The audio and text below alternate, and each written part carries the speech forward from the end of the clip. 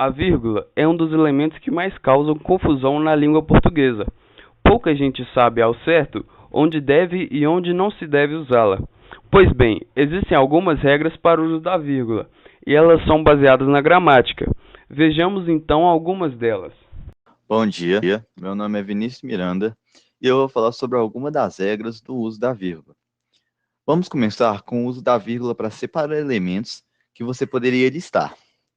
Vamos dar de exemplo a seguinte frase: João, Maria, Ricardo, Pedro e Augusto foram almoçar. Analisando a frase, a gente pode perceber que esses nomes poderiam ser separados em uma lista, assim ficando: foram almoçar João, Maria, Ricardo, Pedro, Augusto. Isso significa que quando a gente consegue separar os elementos em uma lista, na frase original a gente podia usar a vírgula para separar esses mesmos elementos, ficando João, Maria, Ricardo, Pedro e Augusto foram almoçar. Se percebe que antes de e Augusto, nós não usamos a vírgula. Isso ocorre porque, na regra geral, não se usa vírgula antes do e. A próxima regra que eu ia falar é sobre o uso da vírgula para separar explicações que estão no meio da frase. Explicações que interrompem a frase são mudanças de pensamento e que devem ser separadas por uma vírgula. Vamos dar um exemplo. Na frase seguinte: Mário, o moço que traz o pão não veio hoje. Essa frase, ela dá uma explicação sobre quem é Mário. Então, a gente tem que classificar sinteticamente o moço que traz o pão. Classificando essa parte, a gente chegar à conclusão que isso seria um aposto. Logo, usaremos a vírgula.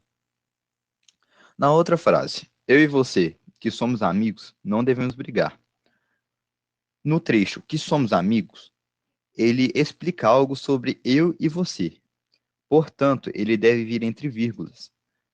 A classificação desse trecho, que somos amigos, é oração adjetiva explicativa.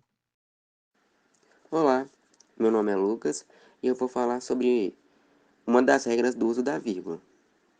Usa-se a vírgula para separar o lugar, o tempo ou o modo que vem no início da frase. Quando o tipo específico de expressão que indica tempo, lugar ou modo inicia a frase, usa-se a vírgula. Em outras palavras, separa-se o adjunto adverbial antecipado. Vamos a exemplos. Lá fora o sol está de rachar. Lá fora é uma expressão que indica lugar, ou seja, um adjunto adverbial de lugar. Então escrevemos lá fora, vírgula, o sol está de rachar. Outro exemplo é: semana passada, todos vieram jantar aqui em casa. Semana passada é um adjunto adverbial de tempo, ou seja, escrevemos semana passada, vírgula, todos vieram jantar aqui em casa. E um último exemplo é: de um modo geral, não gostamos de pessoas estranhas. De um modo geral, é sinônimo de geralmente, ou seja, é um adjunto adverbial de modo. Então escrevemos a frase dessa maneira: de um modo geral, vírgula, não gostamos de pessoas estranhas.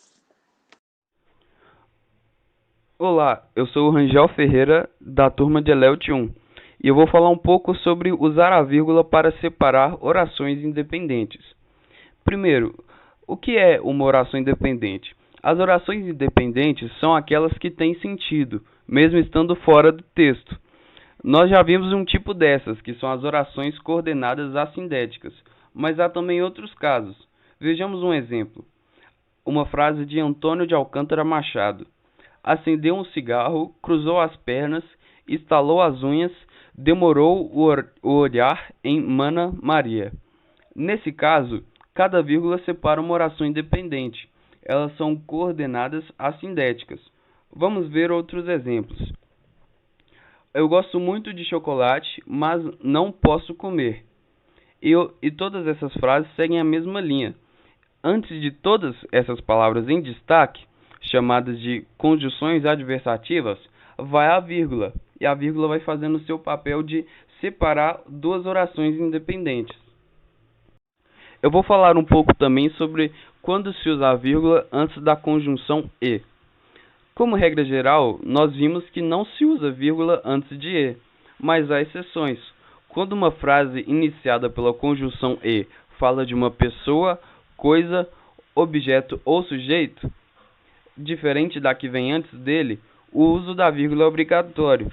Sendo assim, nós temos exemplo dessa frase de Graça Aranha. O sol já ia fraco e a tarde era amena. Note que na primeira frase fala do sol, enquanto a segunda frase já fala da tarde.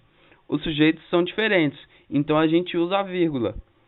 Outro exemplo: a mulher morreu e cada um dos seus filhos procurou o seu destino. É o mesmo caso. A primeira oração diz a respeito à mulher e a segunda oração diz a respeito aos filhos. Aqui eu vou encerrar minha participação no trabalho sobre regras básicas do emprego da vírgula. Obrigado. Oi, meu nome é Kaique Ademilson e eu vou dar exemplos de casos em que a vírgula é opcional. Vamos lá, primeiro exemplo. Depois vamos sair para jantar. Depois vamos sair para jantar. Nesse caso dessa frase, você pode escolher, você pode optar em botar a vírgula ou não depois do depois. Geralmente eu gosto de almoçar no shopping. Geralmente gosto de almoçar no shopping. Esse é outro exemplo em que é opcional você usar a vírgula. E último exemplo disso. Semana passada todos vieram jantar aqui em casa. Semana passada todos vieram jantar aqui em casa. Esse foi o último exemplo de quando é opcional você usar a vírgula. Agora eu vou mostrar exemplos de quando não se usa a vírgula. Vamos lá, exemplo. João gosta de comer batatas. João gosta de comer batatas. A primeira que tem a vírgula depois do João está incorreto, porque a vírgula separa o sujeito do predicado. Logo está incorreto. E a segunda, no caso, é a correta. Vamos lá para mais um exemplo. Alice, Maria e Luísa querem ir para a escola amanhã. Está incorreto, porque a vírgula separa os sujeitos do predicado. E vamos para o correto. Alice, Maria e Luísa querem ir para a escola amanhã. Essa está correta porque não separa o sujeito do predicado. É isso. Obrigado.